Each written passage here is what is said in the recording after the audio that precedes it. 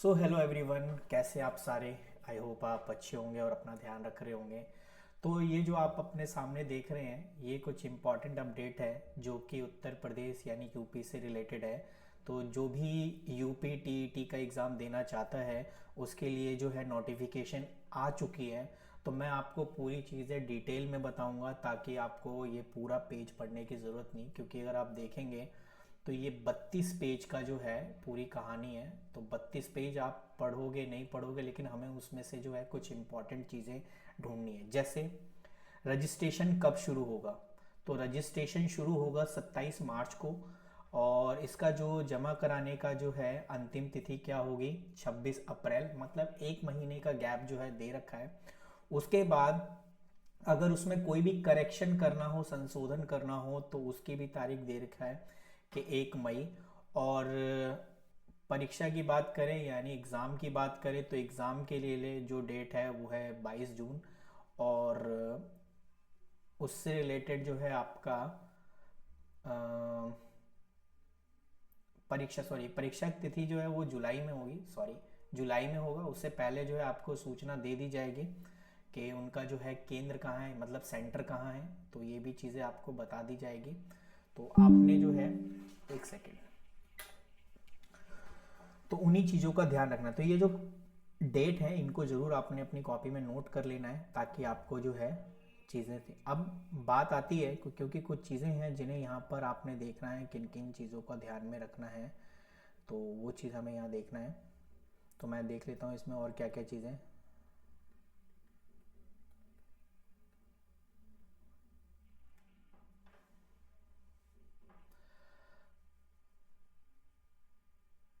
हाँ जी, तो यहाँ पर ये है क्वालिफ़िकेशन की बात यहाँ कर रहा है। तो क्वालिफ़िकेशन में कह रहा है कि अगर मैं बात करूँ कि द्विस्तरीय परीक्षा प्रणाली प्रभावी होने के दृष्टिगत उत्तर प्रदेश शिक्षा सेवा चयन आयोग की परिधि में आने वाले प्राथमिक 1 to 5 यानी 1 से लेकर 5वीं तक, फिर उच्च प्राथमिकता यानी 6 से 8 वालों के लिए चयन हेतु इच्छुक समस्त अभ्यर्थी द्वारा उत्तर प्रदेश की, यानी आपको ये बता दिया गया है कि जो ये परीक्षा है यानी ये कौन से टीचर्स इसमें अप्लाई कर सकते हैं, जो 1 to 5 पढ़ाना चाहते हैं वो, और जो उच्च प्राथमिक शिक्षा यानी 6 to 8 पढ़ाना चाहते हैं उनके लिए भी ये अवेलेबल है।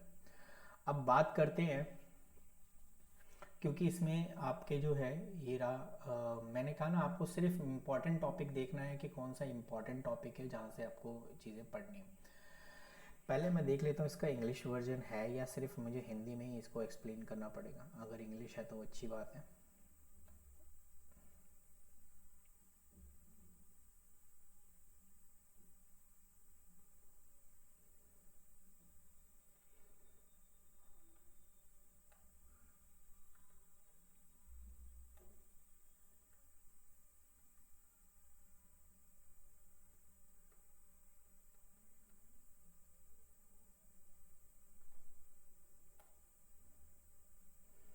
नहीं जी, तो हमें हिंदी में ही सारी चीज़ें पढ़नी पड़ेगी। तो चलिए मैं आपको एक एक करके समझाता हूँ कि इनमें क्या क्या पॉइंट्स हैं। तो चलिए अपने उस पॉइंट पे आ जाते हैं।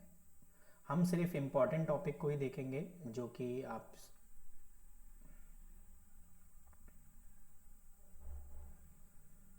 लो, तो ये जो यूपी टीईटी का जो है इसमें आवेदन शुल्क की बात कर रहा है, 1000 रुपये है, जो कि जनरल एंड ईडब्ल्यूएस और अन्य पिछड़े यानी कि ओबीसी से रिलेटेड है। ठीक है, तो उसमें जो है ये फीस दी गई है। बाकी पेपर 1 और 2 दोनों होंगे तो ओबियसली पेपर 1 की फ़ीस भी 1000 है और पेपर 2 की भी फीस जो है 1000 है। और जो SC ST वाले हैं उनके लिए 500 फीस है। ठीक है, और जो दिव्यांग कैटेगरी से हैं यानी उनके लिए 300 है। ठीक है, अब बात करते हैं कि क्वालिफिकेशन क्या है। क्वालिफिकेशंस को हम क्या देख सकते हैं, तो क्वालिफिकेशन के रिगार्डिंग यहाँ ये कह रहा है कि 1st to 5th जो है उसके लिए आपको आपके पास क्या क्या चीज़ें होनी चाहिए। कह रहा है विधि द्वारा स्थापित यूजीसी से मान्यता प्राप्त विश्वविद्यालय महाविद्यालय से स्नातक यानी कि ग्रेजुएशन। ठीक है, एंड उत्तीर्णीय और राष्ट्रीय अध्यापक शिक्षा परिषद यानी एनसीटीई से मान्यता प्राप्त के उपरांत उत्तर प्रदेश शासन से संबद्ध प्राप्त संस्था से 2 वर्षीय BLD बोल लो, ठीक है ना, या अंतिम वर्ष में अगर वो एंड में भी है यानी वो फाइनल एग्ज़ाम भी दे रहा है तो वो भी इसको जो है अ, दे सकता है। उसके बाद अगर उसके पास ये नहीं है तो वो दूसरी कैटेगरी में देख ले कि उसके पास ग्रेजुएशन होना चाहिए नंबर 1, और उत्तरणीय तथा दूरस्थ शिक्षा विधि परिषद और स्नातक शिक्षा मित्रों और द्विवर्षीय BTC के अंतिम वर्ष में शामिल होने के उपरांत, यानी ये भी आपका यही आ गया। उसके बाद विधि द्वारा स्थापित UGC से मान्यता, यानी अगर वो इस कैटेगरी में भी फॉल नहीं कर रहा है तो पहले तो यहाँ ग्रेजुएशन नंबर 1, और उसके बाद कह रहा है NCT द्वारा मान्यता शिक्षा साथ में 2 वर्षीय डिप्लोमा वाले भी लोग इसमें ट्राई कर सकते हैं। RCI द्वारा मान्यता संशास्त्र में 2 वर्षीय डिप्लोमा के अंतर्गत वर्ष में शामिल होने वाले अथवा उत्तरणीय, या और देख लेते हैं और क्या क्या है कि ग्रेजुएशन तो मांग रहा है आपसे स्नातक, ठीक है ना, प्रदेश में और राष्ट्रीय अध्यापक शिक्षा परिषद द्वारा मान्यता BTC प्रशिक्षण के अंतिम वर्ष में होने व अथवा, तो यानी कि BEd तो आपको चाहिए, ठीक है, या आप जो है NCT से डिप्लोमा अगर आपका 2 साल का है वो भी इसमें जो है अप्लाई कर सकते हैं। और भी है, और भी चीज़ें यहाँ पर मेंशन है तो एक बार आप इनको ज़रूर देखें। और हाँ, यहाँ पर एक चीज़ ये है कि एक और चीज़ है कि न्यूनतम 50% अंक जो है इंटरमीडिएट अथवा इसके समक्ष तथा 4 वर्षीय प्रारंभिक शिक्षा स्तर स्नातक यानी BEd के अंतिम वर्ष में होने चाहिए, ठीक है, बढ़िया। तो जो 4 साल वाले हैं ग्रेजुएट कर रखे हैं तो उनके लिए जो है कुछ यहाँ पर पॉइंट्स बोले गए हैं, उनको ध्यान में रखना है। और ये है आपके जो कि 6 to 8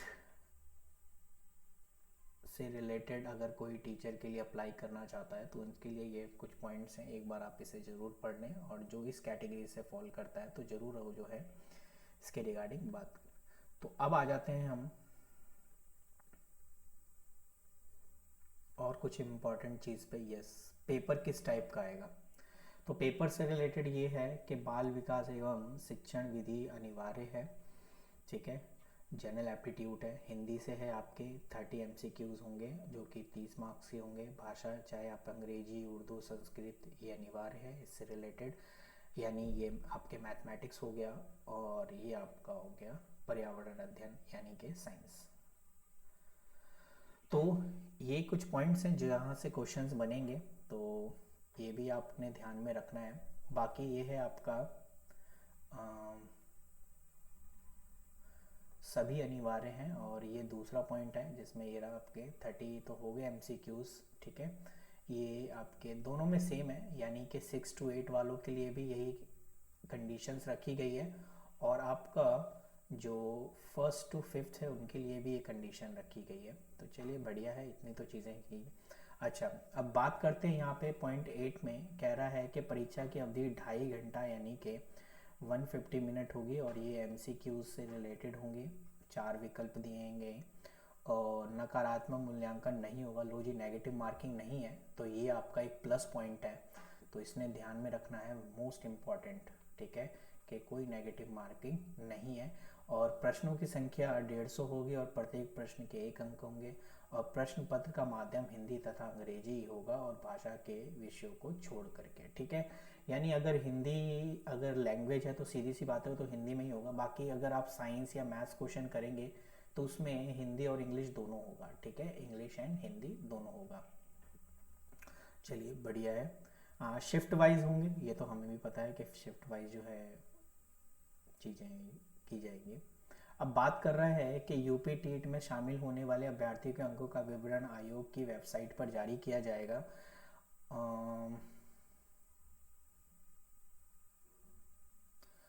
तो कह रहा है 150 में से 90 अंक अर्थात 60% और अधिक अंक प्राप्त करने वाले सामान्य वर्ग के अभ्यर्थियों के लिए ये जो है वेबसाइट पे नाम जारी किए जाएंगे, यानी जिनका मार्क्स 60% से कम है उसकी वेबसाइट पे नाम नहीं होगा, नंबर 1। दूसरा, अनुसूचित जाति और ये SC ST EWS से रिलेटेड है, तो उनमें जो है न्यूनतम अंक 55, यानी कि उनमें से 82 अंक लाने होंगे, 55% यानी 82 लाने होंगे। तो इसको अपने ध्यान में रखना है, उसी के रिगार्डिंग जो है लिस्ट लगाई जाएगी। इसके लिए अभ्यर्थी है कि अभ्यर्थी परीक्षा के समय प्रश्न पुस्तिका में दिए गए निर्देशों का, वो तो हम करेंगे, कोई दिक्कत वाली बात नहीं है। उसके बाद और क्या चीज़ें इसमें देखने लायक है? नहीं, और तो मेरे ख्याल से कुछ नहीं है। मैंने जो आपको कुछ पॉइंट्स बताए उन्हीं के बिहाफ पे जो है पॉइंट्स आपने करने हैं। और एक बार और चेक कर लेते हैं कि पूरी लिस्ट में और ऐसा क्या है।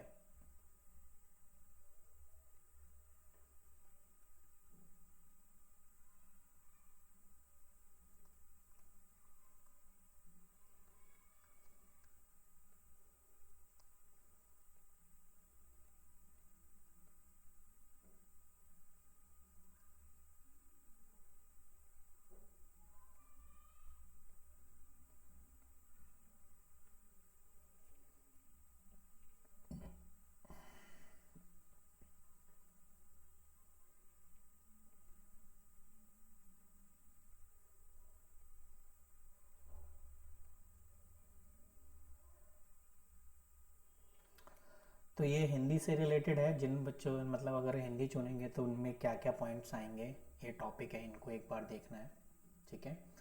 और जो इंग्लिश चुनते हैं तो उनके लिए क्या क्या MCQ से रिलेटेड क्वेश्चन बनेगा, इनको एक बार देखना है, ठीक है।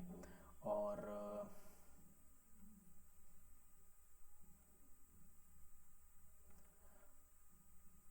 उसके बाद अगर कोई मैथ्स लेता है तो उनके लिए क्या क्या टॉपिक है ये मेंशन है, आप इसका स्क्रीनशॉट ले सकते हैं, ठीक है।